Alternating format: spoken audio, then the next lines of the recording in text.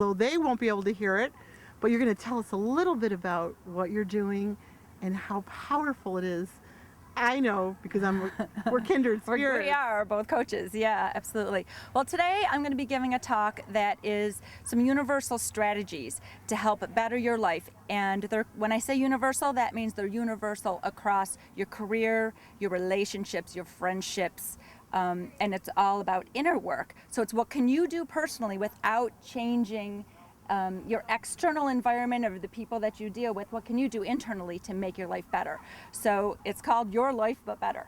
So I want to know, tell me, because see, she's good, because you give that little pitch and then people want to know more. I want to know more. You want to know so more. What are some of those secret tips that you have to help our viewers today who couldn't be here out in this beautiful weather to help them to change their lives? Right. Well, I could give a few right now. The premise of which is that happiness is an inside job. That's how I always start with. It's a complete inside job. And when you take those binoculars that you've been looking at the world for the world to change, either in a blaming capacity or when that gets better, then my life will get better, and you just kind of flip those binoculars and start looking at yourself, because that's where the work begins and that's where the work ends. So that's the very first premise. So like some of the strategies that I'm going to give today, one of them has to do with self-talk, how you speak to yourself. Things like, I should do this, which immediately puts shackles around your wrists. I say nobody right? should ever should on you. I know. And don't let anybody else should on you. And don't should on yourself. Exactly. SHOULD. Right. But should happens. Yes, should does happen. It does. So what I do is I give people some word substitutions that they can use when they're talking to themselves and they're saying things like I should and I need to. Because should signals shackling, need signals lack, and when those are the emotions that you're operating from, that's where your life becomes less than what you want. Yes. So when you say I should, if you can recognize that you're always in a place of choice, and you can say I choose to. Now sometimes the choice is between a rock and a hard place, but you're always in a place of choice, and when you can feel that, then you are empowered, you are put in charge instead of feeling shackled. So I give some word substitutions like that. Same thing with I need to. Some people say I need to stop using the word should. And you should stop using the word should. And the word substitution for that is something like I'd love to, I want to, right? And because need signals lack, but I love to signals desire, I would enjoy giving up the word should.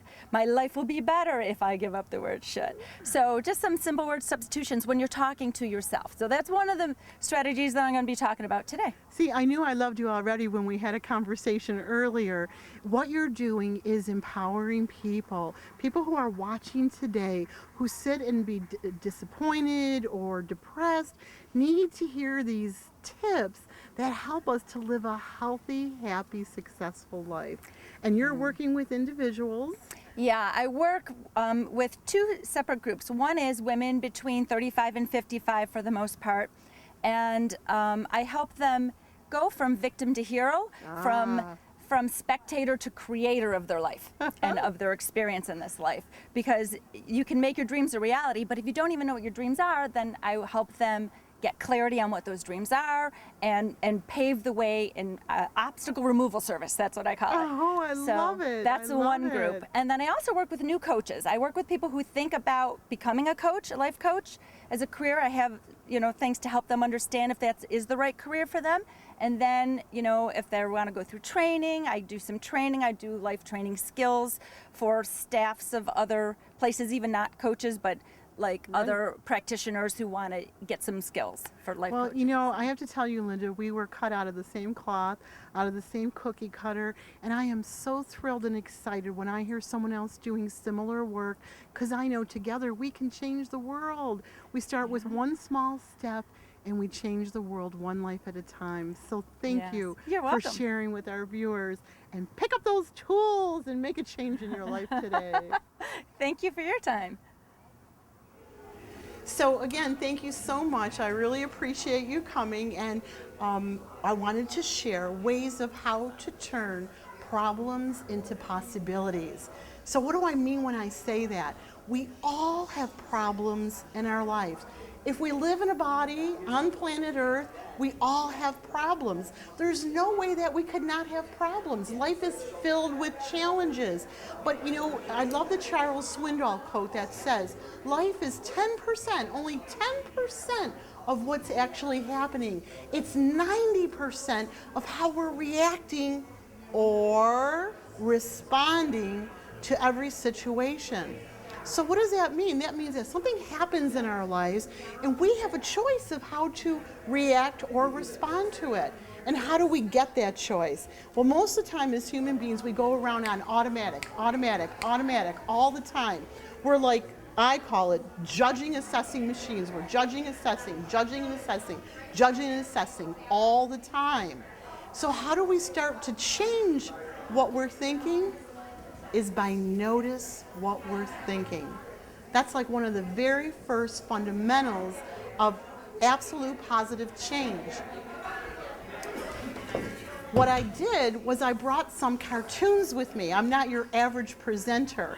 When I present, I love to bring cartoons, and I love, this is my favorite one. It's a doctor who's sitting over his patient, and he's saying, well, we finally figured out what's wrong with you. You're allergic to your own negative thinking.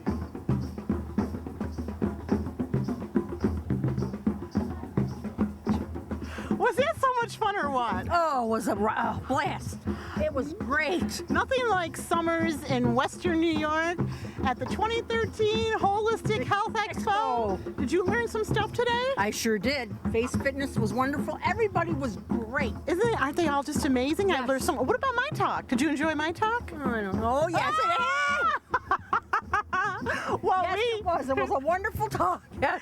Oh, she's my buddy. Come on. You know I'm kidding. We enjoyed bringing you all this great information, and we look forward to hearing from you. Email us if you want to be a guest on the show, and keep dancing, drumming, and stay in action because you're